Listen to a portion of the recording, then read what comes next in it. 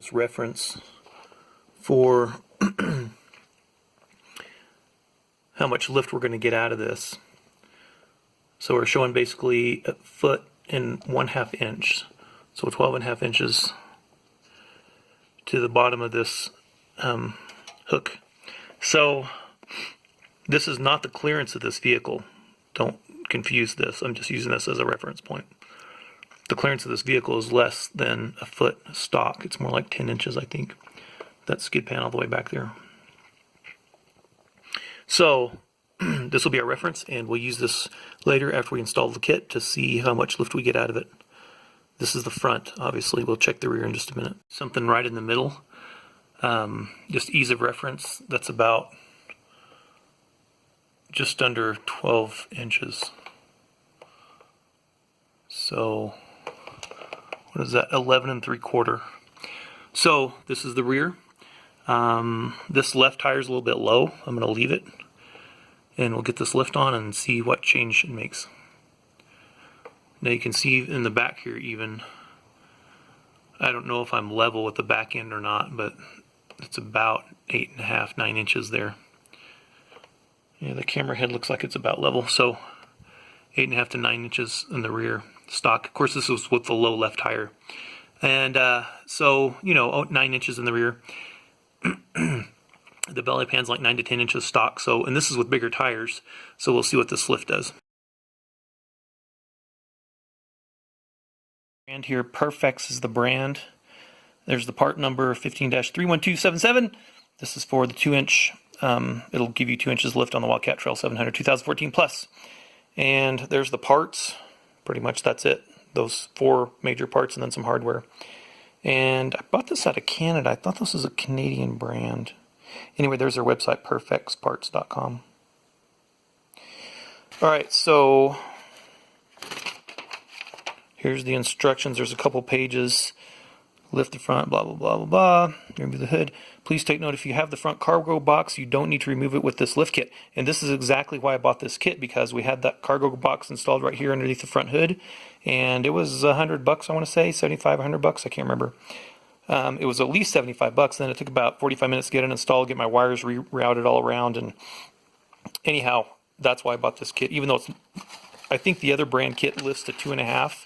This isn't quite as much, but I wanted to keep that box. Okay, so the instructions look pretty straightforward.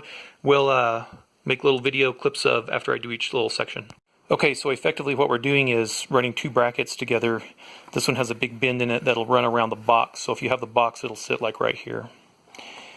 And effectively what we're doing apparently is this spacer right here above my finger is what replaces the shock mount, or the top of the shock mount. And so that spacer goes there, and effectively what we're doing is relocating the shock mount from here to out here. So the top of the shock will actually be mounted out here, and you can see there's a couple spacer washers that'll go on the inside to help make up for the space. And it's pretty good hardware. This looks like, you know, grade 8 or 8.8, whatever, and some hardened washers. And these little bolts that'll go on the front are grade 5, so can't complain about that. So this is what it looks like. And just perspective will come from the front of the vehicle here, and there's the box and the bracket. Takes a little bit of finagling to get them in, but if you kind of, the bracket's supposed to drop in like this, but if you slip it sideways, you can slip it under the fender there and slip it back under this fender here and then drop it down in place like this, and they both have to kind of do that. Just takes a little bit of finagling, but they both fit without taking the fenders off. So here you can see the top of the shock mount right here, and this is where the top of the shock mount used to go, right here, and there's that spacer, and the bolt just goes through. And so what I did was I did both of these to hold it in place so that when I put the weight of the wheels on it, it's not pulling on it. And the same thing over here, maybe a little hard to see, but there's the top of the shock, or the spacer where the top of the shock used to go. Okay, and then for this outer part, where the actual top of the shock relocates to, I ended up putting the bolt in from the front. I don't think it matters, but just because of this aluminum guard that the guy put over, the previous owner put over here. And here's the gold washer and the gold washer here, gold color washer. And again, I just kind of lifted the tire right here and held it up while I wiggled the bolt in. So far I haven't had to take the tires off. I think they just do that just to save weight, just to make it easier for you to put it on, but we'll find out. Okay, next step, to put those bolts in. Half the installation time that I spent on this wasn't making the video or doing the job, it was going for the right wrench. And so to take the old ones off, this is a 13 millimeter on this side and this is a 17 on this side. This is the original bolt that held the top of the shock mount in place. As far as these go, this is a 14 millimeter and this is a 15 millimeter. These are 13 and 13. So, hope that helps.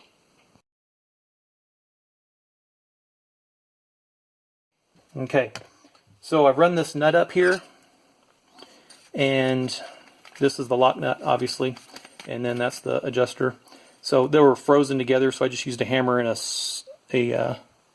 screwdriver and knocked it loose and spun it up. Of course, clean the threads off really well with, I used some brake cleaner because I had some grease on there, and then just, you can use compressed air, of course, to get it out of the ditches and stuff. If you're backing it off and it seems to get harder and harder, just spin it the other way for a couple turns and then try again. Sometimes it just helps break that crud loose, or you can wipe it out. Maybe a little bit of gentle wire brush, but be careful. Before you move this one though, you want to measure the distance between the spring here, make sure it's showing up in the camera, and the spring down here. Okay, make sure you go from the edge of the spring to the edge of the spring for your spring tension, so that, there it is right in front of me.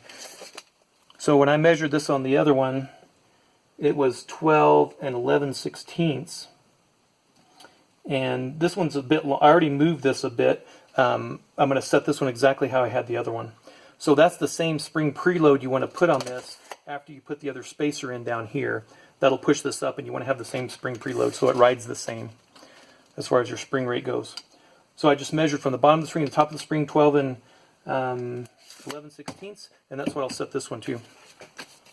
Now we'll keep just turning. A lot of times you can just grab the top and grab the bottom, turn the spring, and that'll turn the, see all the dirt that was underneath the threads there that I couldn't clean out or couldn't get to. We're going to turn this all the way to the top because we want to put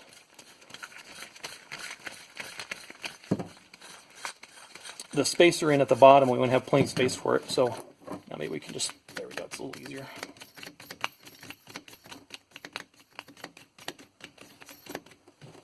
I'm going to take a rag and just wipe the crud off here, just to, I don't know if that's coming up in the camera. We'll just get the crud off the top of the spring and the bottom of the cap there. Now that we have this off, we can slide this piece of rubber up, and then that piece will fall off. And the concave part always goes down, always goes away like that. Okay? We're going to wipe this up again as well. And we're going to slide this spring off just for now. I'm going to pay attention to the orientation. I don't think it matters, but we're going to make sure that this part's the top, and I'm going to set it this way. And that's the top, so we'll always keep it lined up like that. We'll slide this down. We're going to wipe the rod off. We're going to just kind of clean this up a little bit, get some of the crud out.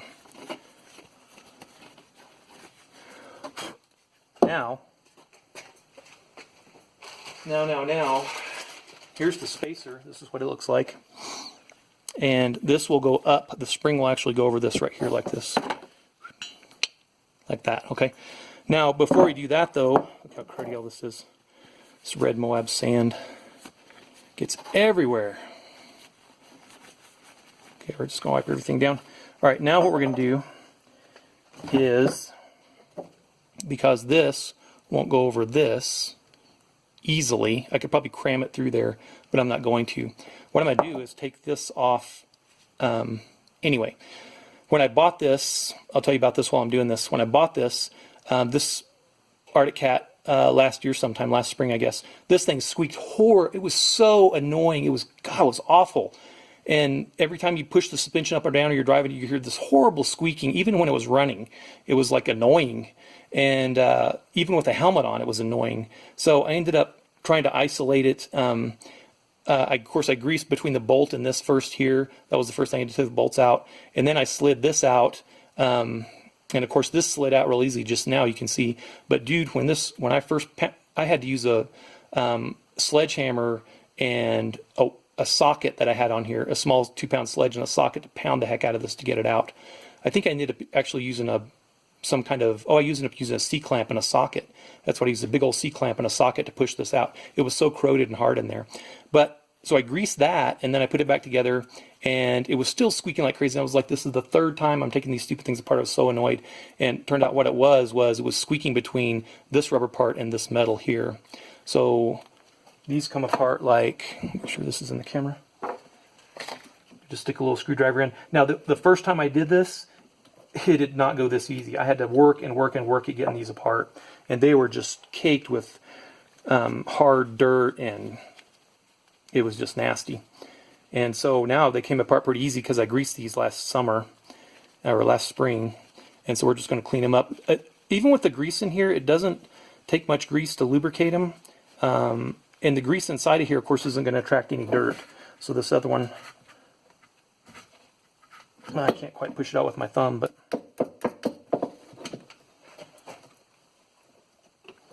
that is just 100 times easier than it was before. It took a long time to take all these apart and then to grease them and clean them up and then put them back together. So we'll just clean all the dirt out of these pieces, clean the grime off the outside of this.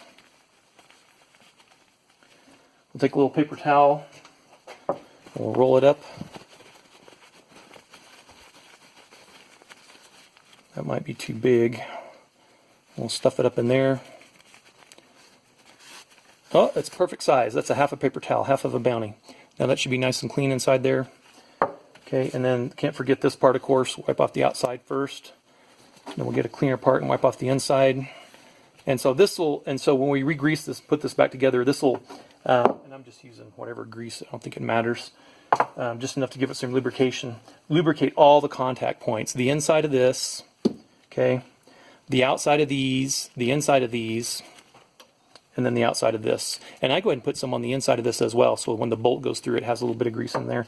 And then I wipe it down all really good because it's going to collect dirt if you leave any grease on the outside. Okay, so I'm just going to wipe these threads down where they were kind of nasty. See if I can get a little bit more of that off so those will turn a little freer.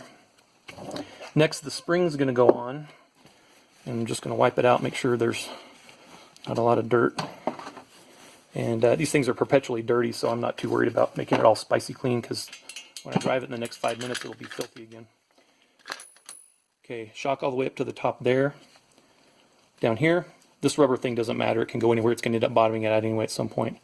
And now, we're going to slide this piece on, like I said, with this flange, the flange side, toward the shock, because that'll sit right there. Okay. Now what we have to do is, hopefully I'll get this in the camera, slide this washer up to the end, and then we'll take this with the concave side away from me, or the concave side toward the bottom. We'll just drop it around the ring there, and then let that expand. And that's what that'll look like. That concave part goes over that washer. Okay? And then I'm just going to hold this upright like this and turn the shock, or turn this adjusting collar at the top here. Probably can't get that in the camera, but to put a little bit of tension to hold all this stuff together.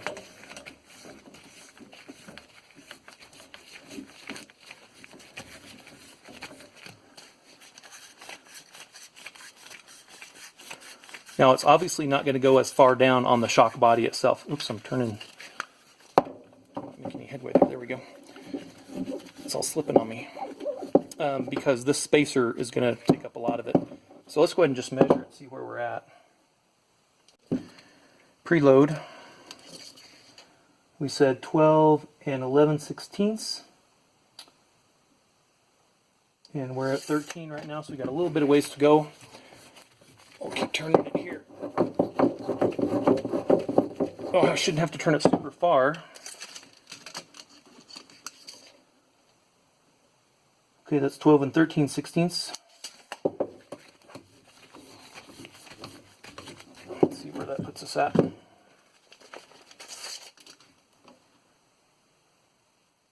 12 and 3/4. Almost there. Maybe a couple more turns. Or maybe one full more turn, let's see.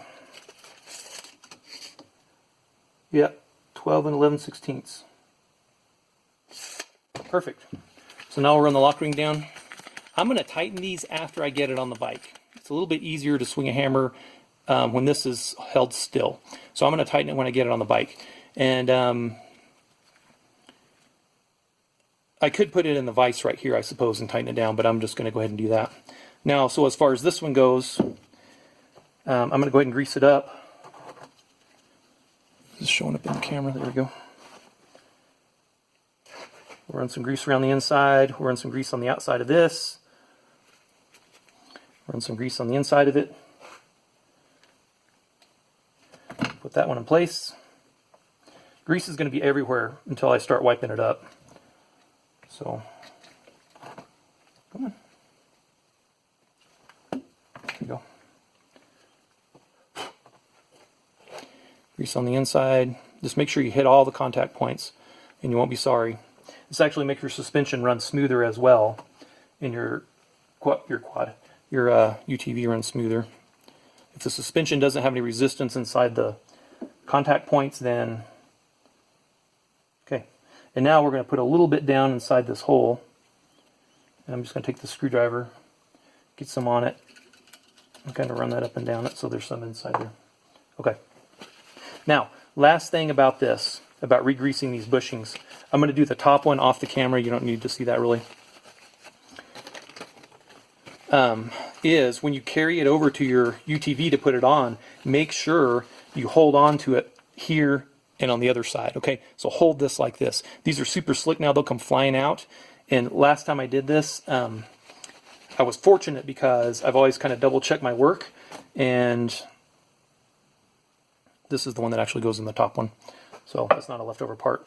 But you can see how easily that whole thing slides out. And what happened was I had walked over to the vehicle to put it on, and fortunately I had the habit of grabbing the bottom of the wheel and the top of the wheel and just checking for play and the constituents that I put together just to make sure, and there was like this big clunk, clunk, clunk, clunk, and I was like, oh, I don't remember that being there. So I started looking and trying to figure out where that noise was coming from. Well, sure enough, it was coming from one of these on the front. It was on the front, one of the front shocks, and there was this huge amount of play. The shock was just going clunk, clunk, clunk, clunk, clunk inside the thing, and I was like, holy cow, what?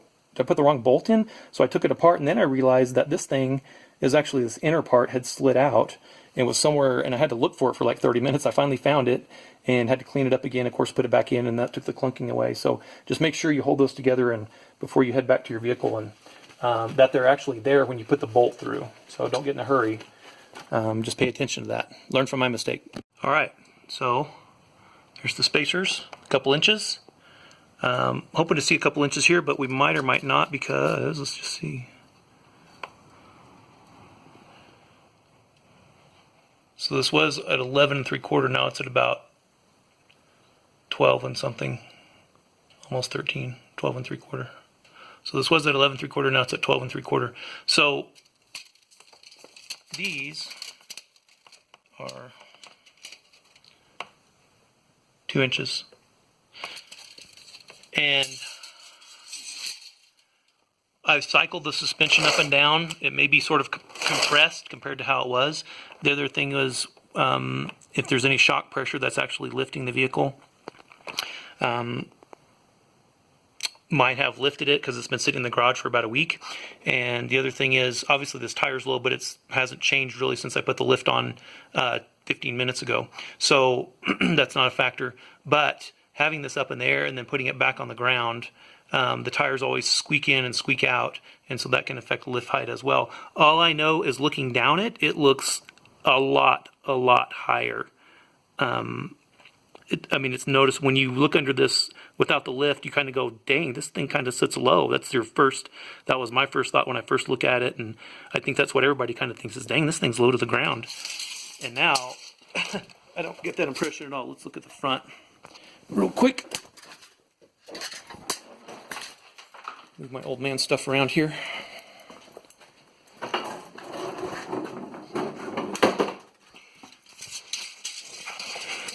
Sorry for all the camera movement. So this bracket in the front was at 12.5. Let's see where it's at now. So I can do this with one hand. It's kind of a little tricky. Okay, so now we're on the ground. And the bottom of that bracket was 12.5. And now it's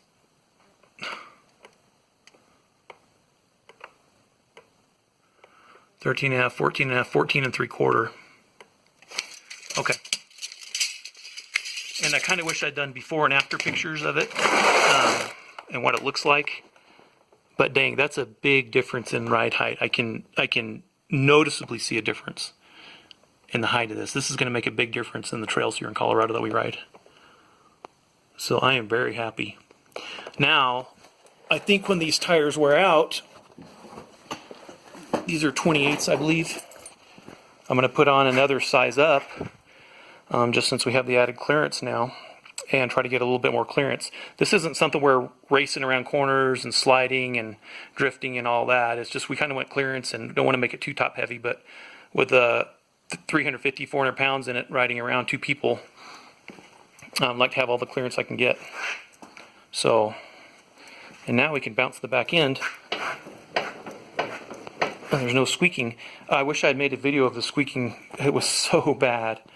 But I went ahead and greased these rear ones. I could have greased the front ones while I had them off, but I just greased them last summer and they're not squeaking at all. So, all right. So far, that's made a big difference. I mean, it's a good looking UTV already, and this just makes it look even cooler. So I can't wait to get out and try it out.